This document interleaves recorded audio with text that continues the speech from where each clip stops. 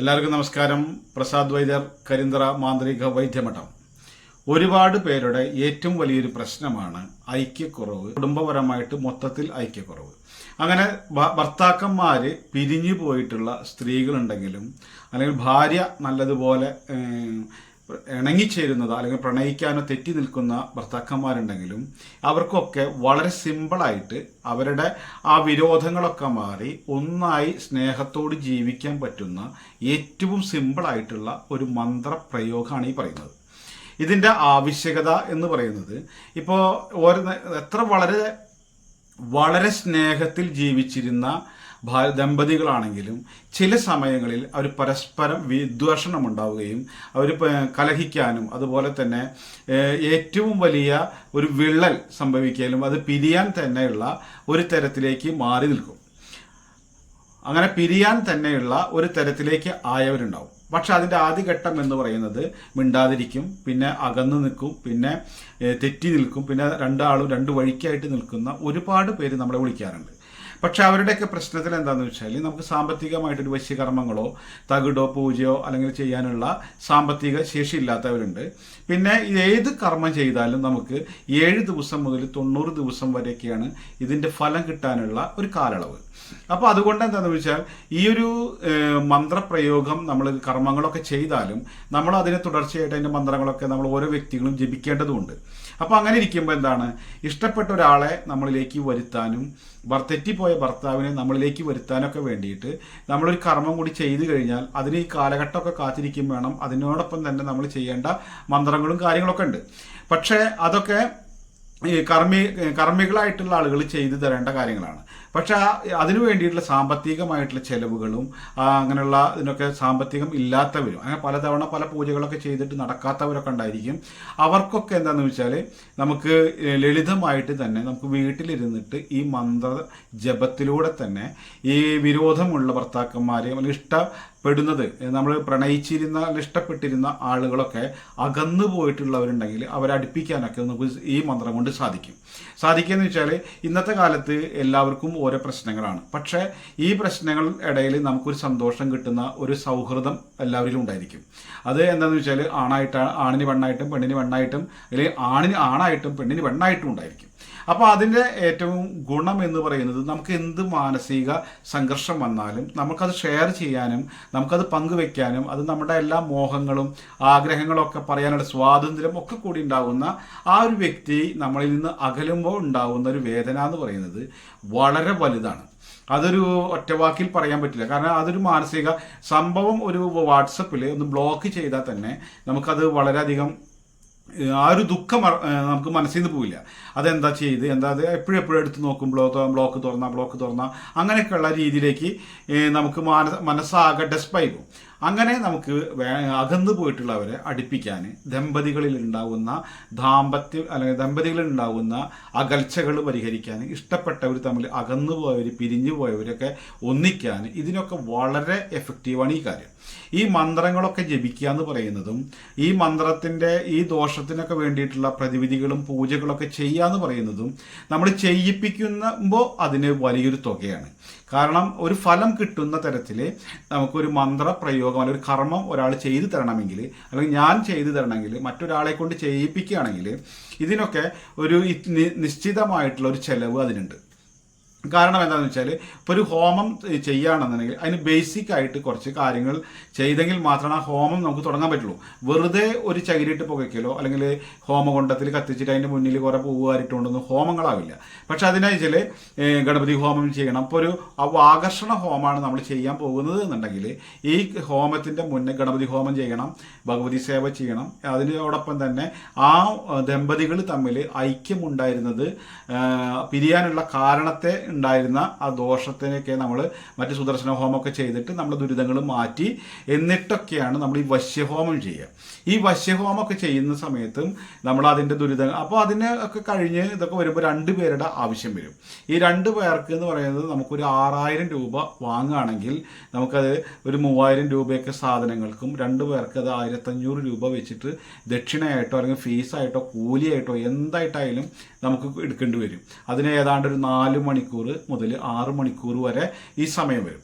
ഈ 1500 രൂപയൊക്കെ ഫീസ് അല്ലെങ്കിൽ കൂലിക്ക് വേണ്ടിയിട്ടോ അല്ലെങ്കിൽ ദക്ഷിണയ്ക്ക് വേണ്ടിയിട്ടോ ഇന്നത്തെ കാലത്ത് ആരും പൂജയ്ക്ക് വേണ്ടിയിട്ട് തയ്യാറായി നിൽക്കില്ല.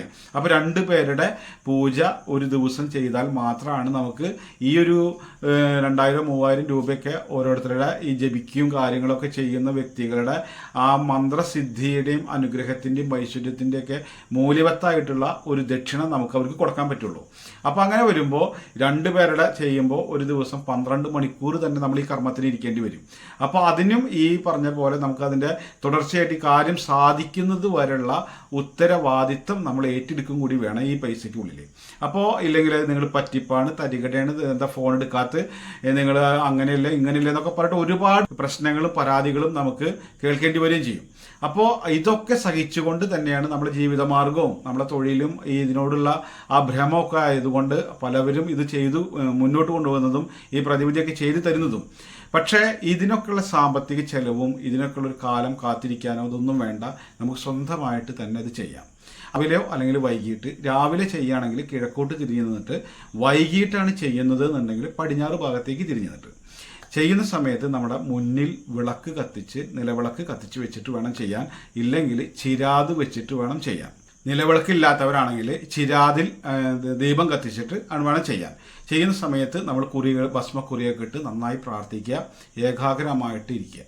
ആ ഏകാഗ്രമായിട്ടിരിക്കുന്ന സമയത്ത് നമ്മൾ ഏത് കാര്യത്തിന് വേണ്ടിയിട്ടാണോ, ആരെ ആകർഷിക്കാനാണോ ഈ മന്ത്രം ജപിക്കുന്നത് എന്നുണ്ടെങ്കിൽ ആ വ്യക്തിയെ നമ്മൾ 2 പുരികത്തിൻ്റെ നടുക്കിലും അയാളുടെ മുഖം നമ്മൾ മനസ്സിൽ കാണും. ഭർത്താവാണെങ്കിൽ ഭർത്താവ്, ഭാര്യയാണെങ്കിൽ ഭാര്യ, അല്ലെങ്കിൽ നമുക്ക് അകന്ന് നിൽക്കുന്ന സുഹൃത്താണെങ്കിൽ അവർ, ആ വ്യക്തിയെ നമ്മൾ നല്ലതുപോലെ മനസ്സിൽ കണ്ടുകൊണ്ടിങ്ങനെ ഇരിക്കുക. ഇരുന്നതിന് ശേഷം നമ്മൾ ചെല്ലാൻ പോകുന്ന മന്ത്രം ഇതാണ്, ദശാക്ഷരി ഗോപാല മന്ത്രം. ഈ മന്ത്രം ആണ് നമ്മൾ ജപിക്കുമ്പോൾ നമ്മൾ എന്ത് വേണം, ഇതിൻ്റെ ഋഷീശ്വരന്മാരെ ഒന്ന് സ്മരിക്കേണ്ടതുണ്ട്. അപ്പോൾ ഈ ഋഷീശ്വരന്മാരുടെ മന്ത്രമാണ് ഇപ്പോൾ പറയുന്നത്. ഈ മന്ത്രം നിങ്ങൾ ആദ്യം 1 വട്ടം ചൊല്ലണം. എന്നിട്ട് ഈ മന്ത്രം 1 വട്ടം ചൊല്ലിയതിന് ശേഷം ഈ ദശാക്ഷരി മന്ത്രം ജപിച്ചു കഴിഞ്ഞാൽ വീണ്ടും ഈ ആദ്യം ചൊല്ലിയ മന്ത്രം ചെല്ലണം.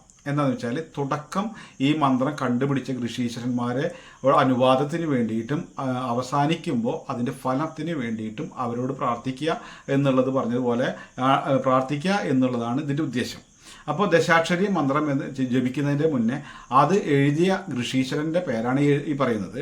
ഋഷീശ്വരനെയാണ് ഈ സ്മരിക്കുന്നത്. ചന്ദ്രഋഷി വിരാട് ചന്ദ ഗോപിക വല്ലഭോ ദേവത. ചന്ദ്രഋഷി വിരാട് ചന്ദ ഗോപിക വല്ലഭോ ദേവത. ഇതാണ് ഈ ഋഷീശ്വരൻ്റെത്. അത് വിരാട് ചന്ദ എന്ന് പറഞ്ഞ ഋഷിയാണ് ഈ മന്ത്രം കണ്ടുപിടിച്ചെടുക്കുന്നത്. പിന്നെ ഗോപിക വല്ലഭ എന്ന് പറയുന്ന വല്ലഭോ എന്ന് പറയുന്നത് ആ ദേവന്റെ വൃത്തത്തിനെയാണ്. ആ ദേവന്റെ വൃത്തത്തിനെയും ആ ദേവതയും കൂടിയിട്ട് പറയുന്നതാണ് ഈ സംഭവം. ചന്ദ്രഋഷി വിരാട് ചന്ദ എന്ന് പറയുന്നതും ആ ഋഷിമാരാണ്. മറ്റേത് ആ ദേവതയെ ആണ് സ്മരിക്കുന്നത്. ഇത് നമ്മൾ ആദ്യം 1 വട്ടം ജപിച്ചതിന് ശേഷം വേണം നമ്മളിത് ചെയ്യാൻ. അപ്പോൾ അത് പറഞ്ഞിട്ട് നന്നായി പ്രാർത്ഥിക്കുക. അതിന് ശേഷം നമ്മൾ ഈ മന്ത്രം ജപിക്കുക. ഈ മന്ത്രം ഗോപീജന വല്ലഭായ സ്വാഹ, ഗോപീജന വല്ലഭായ സ്വാഹ, ഗോപീജന വല്ലഭായ സ്വാഹ എന്ന് നമ്മൾ കണ്ണടച്ച് ഈ വ്യക്തിയെ ധ്യാനിച്ചു കൊണ്ട് ജപിക്കുക. ഈ ജപിച്ചു കഴിഞ്ഞിട്ട് നമ്മൾ 108 തവണയെങ്കിലും ഒരു ദിവസം ജപിച്ചിരിക്കണം. ഇത് 1000 പ്രാവശ്യം ജപിക്കുക. അപ്പോൾ അത് മന്ത്രം എത്ര ജപിക്കുന്നു അത്രയും പെട്ടെന്ന് ഫലം നടക്കും. 1000 പ്രാവശ്യം ജപിക്കുകയാണെങ്കിൽ നമുക്ക് പെട്ടെന്ന് നടക്കും. ഇതൊരു 21 ദിവസമോ അല്ലെങ്കിൽ തുടർച്ചയായിട്ട് നമ്മൾ ഒരു 41 ദിവസമൊക്കെ ജപിക്കുകയാണെങ്കിൽ നമ്മുടെ കുടുംബജീവിതത്തിൽ അകന്നു നിൽക്കുന്ന എല്ലാ ആളുകളും നമ്മളിലേക്ക് ആകർഷിച്ചു വരും. അകന്നു നിൽക്കുന്ന ഭർത്താക്കന്മാർ തെറ്റിപ്പോയി ഇനി നിന്നെ വേണ്ട എന്ന് പറഞ്ഞിട്ടും ഡൈവോഴ്സ് പേപ്പർ തന്ന ആളും തിരിച്ചു വരും.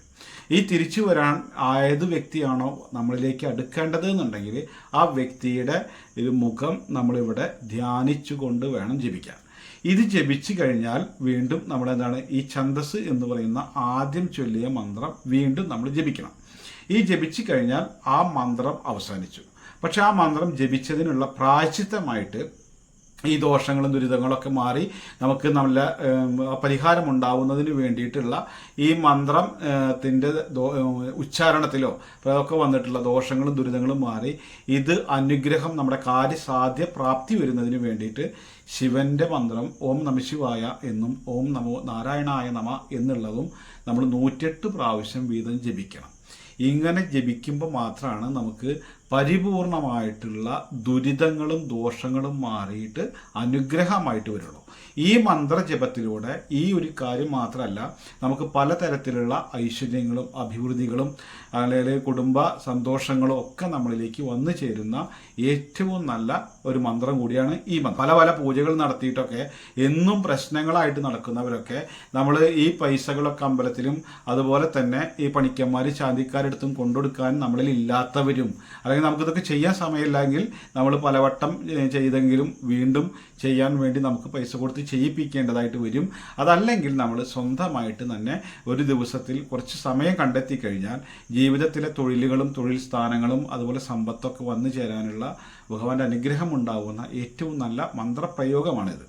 അപ്പോൾ ആവശ്യക്കാരുണ്ടെങ്കിൽ ഇത് ചെയ്യുക. ആരെങ്കിലും ഉണ്ടെങ്കിൽ ഒന്ന് പറഞ്ഞു കൊടുക്കുക. ആദ്യമായിട്ടാണ് ചാനൽ കാണുന്നത് എന്നുണ്ടെങ്കിൽ ചാനൽ സബ്സ്ക്രൈബ് ചെയ്യുക. ഈ ബെല്ലൈക്കൺ ഒന്ന് അമർത്തി കഴിഞ്ഞാൽ വൈദ്യം ജ്യോതിഷം മാന്ത്രികം നിങ്ങളുടെ വിരൽ തുമ്പിലുണ്ടായിരിക്കും.